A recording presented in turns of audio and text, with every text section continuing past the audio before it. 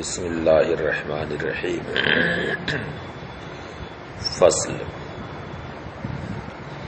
الاستقراء تصفح الجزئیات لاثبات حکم کلی والتمثیل بیان مشارکت جزئی لآخر فی علت الحکم لیثبت فیہ والعمدۃ فی طریقہ الدوران والتردید۔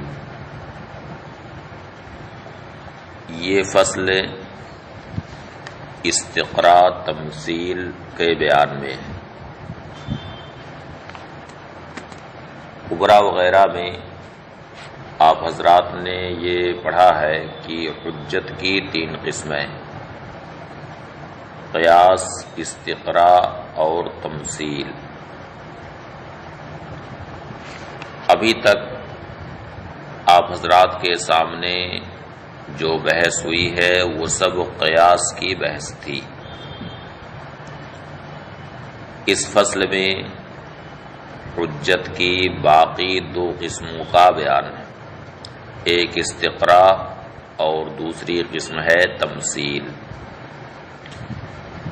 استقراء کی تعریف کرتے ہیں تصفح الجزئیات لاثبات حکم کلی، یعنی کسی حکم کلی کو ثابت کرنے کے لیے جزئیات کو تلاش کرنا، جزئیات کی چھان بین کرنا، یعنی جزئیات کو خوب گہری نظر سے دیکھا جائے اور یہ غور کیا جائے کہ ان جزئیات میں کوئی چیز مشترک ہے یا نہیں۔ اب اگر ان جزئیات کے درمیان کوئی وصف مشترک معلوم ہو تو اب اسے دیکھ کر کے حکم کلی لگا دینا کہ سارے جزئیات کا حکم ایک ہے، اسی حکم کلی کے تحت سارے جزئیات کو داخل کر دینا، یہ ہے استقراء۔ تصفح الجزئیات لاثبات حکم کلی، حکم کلی کو ثابت کرنے کے لیے جزئیات کو تلاش کرنا، جزئیات کی چھان بین کرنا۔ والتمثیل بیان مشارکت جزئی لآخر فی علت الحکم لیثبت فیہ۔ تمثیل کہتے ہیں علت حکم میں ایک جزئی کا دوسرے جزئی کے ساتھ مشارکت کو بیان کرنا، یعنی یہ بتانا کہ علت حکم میں یہ جزئی اس جزئی کے ساتھ شریک ہے، لیثبت فیہ، تاکہ اس جزئی میں بھی اس حکم کو ثابت کیا جا سکے۔ یعنی ایک جزئی کے لیے کوئی حکم ثابت ہوا، پھر اس حکم کی علت پر غور کیا جائے کہ اس حکم کی علت کیا ہے۔ اب اس کے بعد پھر یہ دیکھیں کہ وہ علت کسی دوسرے جزئی میں موجود ہے یا نہیں۔ اب اگر وہ علت کسی دوسری جزئی میں بھی موجود ہو تو علت حکم میں مشارکت کی وجہ سے وہی حکم اس جزئی کے لیے بھی ثابت کرنا، یہ ہے تمثیل۔ والتمثیل بیان مشارکت جزئی لآخر فی علت الحکم، ایک جزئی کا دوسری جزئی کے ساتھ علت حکم میں مشارکت کو بیان کرنا، تاکہ وہ حکم اس جزئی میں ثابت ہو سکے۔ والعمدۃ فی طریقہ الدوران والتردید، اور تمثیل کے طریقے میں سب سے عمدہ دوران اور تردید ہے، یعنی تمثیل کو ثابت کرنے کے لیے سب سے عمدہ طریقہ دوران اور تردید کا ہے۔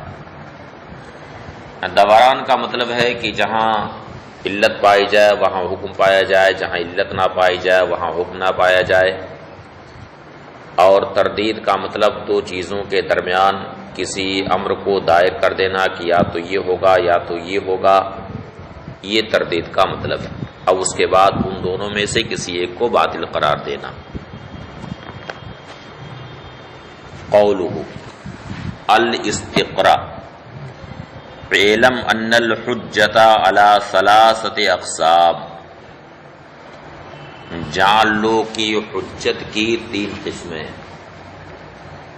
لأن الاستدلال بثبوت شیء لشیء علی ثبوتہ لآخر اما ان یکون من حال الکلی علی حال الجزیات و اما من حال الجزیات علی حال کلیہا او من حال احد الجزئین المندرجین تحت کلی علی الجزء الآخر۔ جان لو کہ حجت کی تین قسمیں، کیونکہ ایک شے کے لیے کسی شے کے ثبوت کے ذریعہ اس بات پر استدلال کہ وہ شے دوسری شے کے لیے ثابت ہے، یا تو یعنی یہ استدلال یا تو اس قبیل سے ہوگا کہ کلی کے حال سے جزیات کے حال پر استدلال کیا جائے، یعنی ایک شے کسی شے کے لیے ثابت ہے پہلے سے، اب اس کے بعد وہ شے کسی دوسری شے کے لیے بھی ثابت ہے، تو اس کے ثبوت پر استدلال کے تین طریقے۔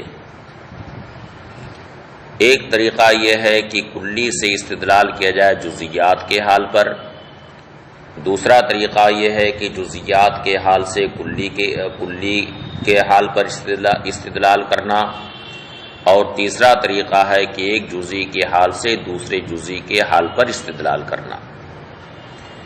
اب اگر کلی کے حال سے جزیات کے حال پر استدلال کیا جائے تو یہ قیاس، اور اگر جزیات کے حال کو دیکھ کر کلی پر استدلال کیا جائے، یعنی جزیات کا حال دیکھ کر کے حکم کلی لگا دینا، تو یہ ہے استقراء۔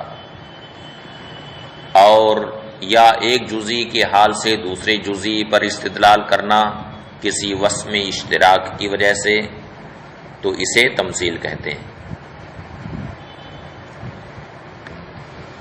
اعلم ان الحجۃ علی ثلاثۃ اقسام، جان لو کہ حجت کی تین قسمیں، لأن الاستدلال بثبوت شیء لشیء علی ثبوتہ لآخر، اس لیے کہ ایک شے کے لیے کسی شے کے ثبوت سے اس بات پر استدلال کرنا کہ وہ شے کسی دوسری شے کے لیے بھی ثابت ہے، اما یکون من حال الکلی علی حال الجزیات، یہ استدلال یا تو کلی کے حال سے جزیات کے حال پر ہوگا، و اما من حال الجزیات علی حال کلیہا، یا جزیات کے حال سے ان کے کلی کے حال پر استدلال کے قبیل سے ہوگا، اور وَإِمَّا مِنْ حَالِ أَحَدِ الْجُزْئَيْنِ الْمُنْدَرَجَيْنِ تحت کُلِّ عَلَى الْجُزْءِ الْآخَرِ، یا ایسے دو جزئی جو کسی کلی کے تحت مندرج ہوں، کسی کلی کے تحت داخل ہوں، ان میں ایک کے حال سے دوسری جزئی کے حال پر استدلال کے قبیل سے ہوگا۔ فَالْأَوَّلُ هُوَ الْقِيَاسُ، تو استدلال کی ان تین انواع میں جو پہلی نوع ہے یعنی کلی کے حال سے جزیات کے حال پر استدلال کرنا، یہ قیاس ہے۔ وقد سبق بیان، اور اس کا بیان پہلے گزر چکا۔ والثانی، اور دوسری قسم، یعنی جزیات کے حال سے کلی کے حال پر استدلال کرنا، هو الاستقراء، یہ استقراء۔ والثالث، اور تیسری قسم، یعنی ایک جزئی کے حال سے دوسرے جزئی کے حال پر استدلال کرنا کسی وصف میں اشتراک کی وجہ سے، وہ تمثیل، یہ تمثیل ہے۔ وہما یفیدان الظن، اور یہ دونوں یعنی استقراء اور تمثیل مفید ظن، مفید یقین نہیں، جبکہ قیاس مفید یقین ہے۔ وَلِذَا جُعِلَ مِن لَوَاحِقِ الْقِيَاسِ، اسی لیے ان دونوں کو یعنی استقراء اور تمثیل کو قیاس کے لواحق سے قرار دیا گیا ہے۔ والمصنف شرع فی بیانہما، اور مصنف نے ان دونوں کا بیان شروع کیا۔ فقال الاستقراء ہوا تصفح الجزیات لاثبات حکم کلی، استقراء کہتے ہیں جزیات کو تلاش کرنا کسی حکم کلی کو ثابت کرنے کے لیے،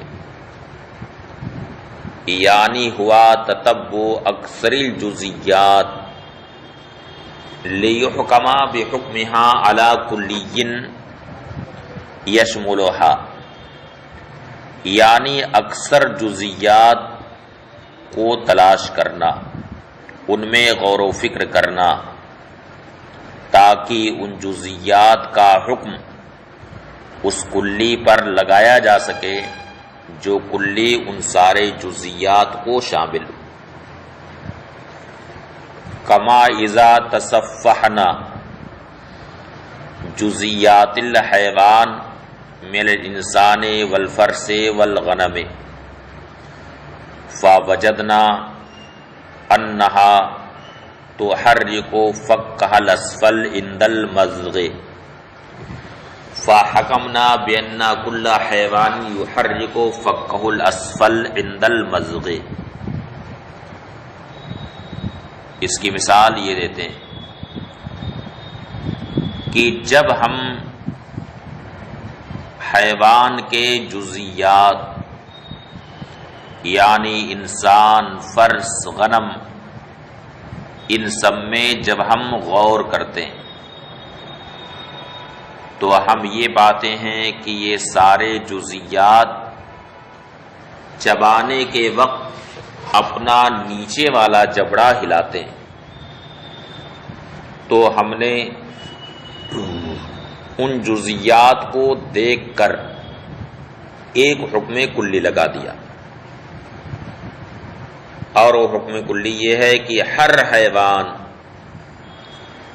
چبانے کے وقت اپنا نیچے والا جبڑا ہلاتا ہے۔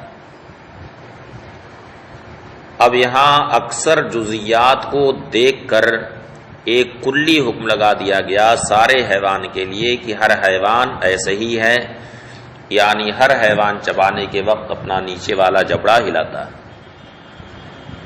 وَهُوَ لَا يُفِيدُ الْيَقِينَ، اور یہ ہے یعنی استقراء مفید یقین نہیں ہے۔ لجواز یوجد جزئی لم یستقرأ ویکون حکمہ مخالفا لما استقرئ، اس لیے کہ ایسا ہو سکتا ہے کہ کوئی ایسا جزئی پایا جائے جو جزئی استقراء میں نہ آیا، جائزے میں نہ آیا، اور اس کا حکم اس کے خلاف ہو جس کا جائزہ لیا گیا۔ کما نسمع فی التمساح، جیسا کہ مگرمچھ کے تعلق سے ہم سنتے ہیں کہ وہ اپنا نیچے والا جبڑا نہیں ہلاتا بلکہ وہ چبانے کے وقت اوپر والا جبڑا ہلاتا ہے۔ والتصفح، اب تصفح کسے کہتے ہیں؟ جو مصنف نے استعمال کیا ہے النظر علی سبیل المبالغہ، تصفح کہتے ہیں مبالغے کے طور پر غور و فکر کرنا، یعنی خوب غور و فکر کرنا۔ والتمثیل ہوا بیان و مشارکت جزئی لجزئی آخر فی علت الحکم لیثبت الحکم فی الجزئی الاول۔ تمثیل کہتے ہیں کہ علت حکم میں ایک جزئی کا دوسرے جزئی کے ساتھ مشارکت کو بیان کرنا تاکہ دوسرے جزئی کا جو حکم ہے وہ حکم پہلے جزئی میں ثابت ہو سکے، بمعنی انہ تشبیہ جزئی لجزئی فی معنی مشترک بینہما، اس معنی کر کے کہ ایک جزئی کو دوسرے جزئی سے تشبیہ دینا کسی ایسے معنی میں جو دونوں کے درمیان مشترک ہو۔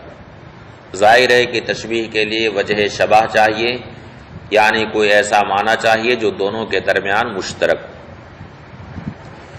لیثبت فی المشبہ الحکم الثابت فی المشبہ بہ المعلل بذالک المعنی، تاکہ مشبہ میں وہ حکم ثابت ہو سکے جو حکم مشبہ اس مشبہ بہ میں ثابت ہوا ہے، المعلل بذالک المعنی، جس مشبہ بہ کی تعلیل اس معنی سے کی گئی ہے، یعنی مشبہ بہ کے لیے جو حکم ثابت کیا گیا وہ حکم جس علت کے ساتھ معلول قرار دیا گیا ہے، یعنی جس علت کی بنیاد پر وہ حکم ثابت کیا گیا ہے وہ علت مشبہ میں بھی پائی جاتی ہے، اس لیے جو حکم مشبہ بہ کا تھا وہ حکم مشبہ کے لیے بھی ثابت کیا گیا۔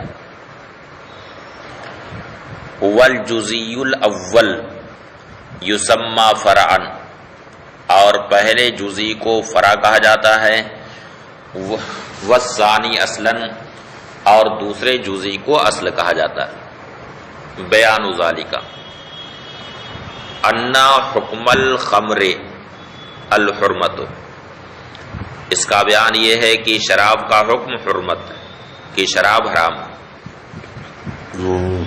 وعلت حرمت ہی الاسکار، اور اس کے حرام ہونے کی علت اسکار، یعنی اس کا نشہ آور ہونا۔ والنبیذ مشارک للخمر فی علت الحکم، اور نبیذ علت حکم یعنی مسکر ہونے میں خمر کے ساتھ شریک ہے۔ فیثبت الحکم فیہ، لہذا وہی حکم نبیذ میں بھی ثابت ہوگا، یعنی حرام ہونے کا حکم۔ وعلم انہ لا بد للتمثیل من ثلاث مقدمات، جان لو کہ تمثیل کے لیے 3 مقدمات ضروری ہیں۔ الاولی ان الحکم ثابت فی الاصل عن المشبہ بہ، پہلا مقدمہ یہ ہے کہ حکم اصل یعنی مشبہ بہ میں ثابت۔ الثانیہ ان علت الحکم فی الاصل الوصف القضائی، دوسرا مقدمہ یہ ہے کہ اصل یعنی مشبہ بہ میں حکم کی علت فلاں وصف ہے۔ الثالثہ، تیسرا مقدمہ یہ ہے کہ ان الوصف موجود فی الفرع عن المشبہ، یعنی وصف فرع میں یعنی مشبہ میں موجود ہے۔ فإنہ اذا تحقق العلم بہذہ المقدمات الثلاثہ ينتقل الذہن الى کون الحکم ثابتا فی الفرع ایضا، کیونکہ جب ان مقدمات ثلاثہ کا علم متحقق ہو جائے گا تو ذہن اس بات کی طرف منتقل ہوگا کہ حکم فرع میں بھی ثابت ہے۔ وہو المطلوب من التمثیل، اور یہی تمثیل سے مطلوب ہے۔ تمثیل کا مقصد یہی ہوتا ہے کہ حکم اصل فرع میں ثابت. اب ان مقدمات میں پہلا اور تیسرا مقدمہ یہ تو بالکل ظاہر ہے. پہلا مقدمہ کہ حکم اصل میں یعنی مشبہ بہ میں ثابت ہے، اور تیسرا مقدمہ یہ ہے کہ وصف فرع میں موجود ہے یعنی مشبہ میں موجود ہے. تو یہ پہلا اور تیسرا مقدمہ یہ دونوں تو ظاہر ہے. ہر تمثیل میں یہ دونوں مقدمے ظاہر ہوتے ہیں. البتہ اشکال دوسرے مقدمے میں. دوسرا مقدمہ یہ ہے کہ اصل میں یہ طے کرنا یعنی مشبہ بہ میں یہ طے کرنا کہ حکم کی علت یہی ہے یعنی فلاں ہی وصف حکم کی علت ہے، یہ طے کرنا مشکل کام ہے.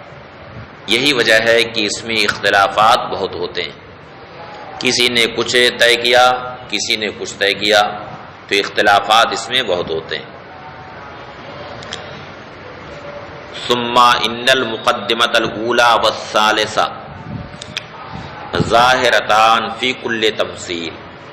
پھر پہلا اور تیسرا مقدمہ ہر تمثیل میں ظاہر. وَإِنَّمَا الْإِشْكَالُ فِي الثَّانِيَةِ، اشکال مقدمہ ثانیہ میں. وَلِذَا بَيَّنَ لَهَا الْمُصَنِّفُ طریقین، یہی وجہ ہے کہ مصنف نے اس کے دو طریقے بتائے. حیث قال، چنانچہ مصنف نے کہا وَالْعُمْدَةُ فِي طَرِيقِهِ، مصنف نے کہا کہ وَالْعُمْدَةُ فِي طَرِيقِهِ الدَّوَرَانُ وَالتَّرْدِيدُ، یعنی طریقہ تمثیل میں عمدہ دو ہیں، یعنی دو طریقے ہیں، ایک دوران اور ایک تردید. قوله والعمدة في طریقه ای المعتمد علیہ فی طریق التمثیل وکونہ سببا لثبوت الحکم فی الجزئی الاول، یعنی طریق تمثیل میں معتمد علیہ اور اس بات میں کہ پہلے جزئی میں ثبوت حکم کا وہ سبب ہے، اس کا طریقہ دوران ہے اور تردید ہے. وقد يعبر عن الدوران بالطرد والعکس، اور کبھی کبھی دوران کی تعبیر طرد اور عکس سے بھی ہوتی.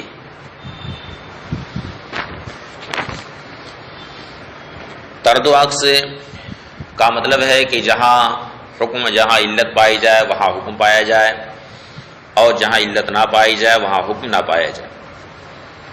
وہو طبیعت الحکم للعلت وجودا وعدما، وہ حکم کا علت کے تابع ہونا وجود و عدم کے اعتبار سے. بمعنی ان الحکم یثبت عند ثبوت تلک العلت، اس معنی کر کے کہ اس علت کے ثبوت کے وقت حکم ثابت ہو، اس علت کے موجود ہونے کے وقت حکم موجود ہو. وینتفع عند انتفاعہ، اور اس علت کے منتفی ہونے کے وقت حکم منتفی ہو. وبہذا المعنی یسمى الحکم دائرا، اور اس معنی کے اعتبار سے حکم کو دائر کہا جاتا ہے. وذلک الشیء مدارا، اور اس شے کو مدار کہا جاتا ہے. فالاسکار مثلا علت للحرمت، اب مذکورہ مثال میں اسکار یعنی مسکر ہونا حرام ہونے کی علت ہے. فمتا وجدت، تو جہاں اسکار پایا جائے گا وہاں حرمت پائی جائے گی. ومتا فقدت، اور جب اسکار مفقود ہوگا تو وہ حکم یعنی حرمت کا بھی وہاں سے فقدان ہوگا. قولہ والتردید، تردید کا معنی کیا ہے؟ ہوا ایراد اوصاف الاصل و ابطال علیت بعضها لتنحصر العلیت فی الباقی. تردید کا مطلب ہے کہ اصل کے جتنے اوصاف ہیں یعنی مشبہ بہ کے جتنے اوصاف ہیں سارے اوصاف کو لانا، اب اس کے بعد ان میں یہ غور کرنا کہ اوصاف میں کون سا وصف علت ہے، تو اس میں کسی وصف کے لیے علیت کو ثابت کیا جائے اور کسی وصف سے علیت کو باطل کیا جائے، تو یہ معنی تردید کا ہے۔ ہوا اراد اوصاف الاصل و ابطال علیت بعضها، اصل کے اوصاف کو لانا اور اوصاف میں بعض اوصاف کی علیت کو باطل کرنا، لتنحصر العلیت فی الباقی، تاکہ علیت باقی میں منحصر ہو سکے۔ مثلا یقال، مثلا کہا جائے ان علت الحرمت فی الخمر اما الاسکار و اما السیلان، مثلا یہ کہا جائے کہ شراب میں حرام ہونے کی علت یا تو مسکر ہونا ہے یا اس کا سائل ہونا۔ اب ظاہر سی بات ہے کہ اگر وصف سیلان کو علت قرار دیا جائے، یعنی یہ کہا جائے کہ شراب اس لیے حرام ہے کہ وہ سیال ہوتی ہے، تو لازم آئے گا کہ پھر پانی معاذ اللہ حرام ہو جائے، اس لیے کہ وہ علت پانی میں بھی موجود ہے، حالانکہ ایسا نہیں۔ تو معلوم ہوا کہ حرام ہونے کی علت یہاں مسکر ہونا، اس کا سیال ہونا، یہ حرام ہونے کی وجہ نہیں۔ مثلا یہ کہا جائے کہ شراب میں حرام ہونے کی علت یا تو مسکر ہونا ہے یا اس کا سیال ہونا، اما الاسکار و اما سیلان، یا تو مسکر ہونا یا اس کا سیال ہونا، والثانی باطل، اور دوسری شق باطل ہے، لأن الماء سیال، اس لیے کہ پانی سیال ہے، ولیس بحرام، اور وہ حرام نہیں ہے، فتعین الاول، لہذا پہلا وصف علیت کے لیے متعین ہے، یعنی شراب کے حرام ہونے کی علت اس کا مسکر ہونا، سیال ہونا، یہ حرام ہونے کی علت نہیں۔ یہ فصل یہیں پر مکمل ہوئی۔